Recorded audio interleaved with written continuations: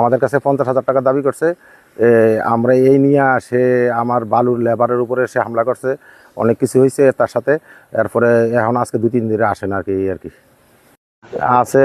তারপর ওই যে পিয়াস নামের এক ছেলে আছে, ও ছাত্র সমন্বয়ক নাকি, ও জড়িত আছে। আরও বুড়িচুঙ্গের কয়েকজনে জড়িত আছে। তারা আমার প্রতিনিয়ত আমাদের কাছে চাঁদা দাবি করতে আছে।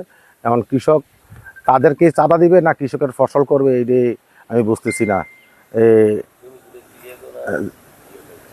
এখন আমরা যে কৃষি উপযোগী করার জন্য যে বালুগুলা নিষ্কাশন করা হয়েছে কৃষকের সম্পত্তিরা, এই বালুটা নিয়ে আমরা আমরা আমাদের একটা জায়গা আমরা রাখি আর কি। এই রাখার কারণে ওনারা বালুটা কেন কাস্টিং করি, ওদেরকে যার জন্য দিতে হবে।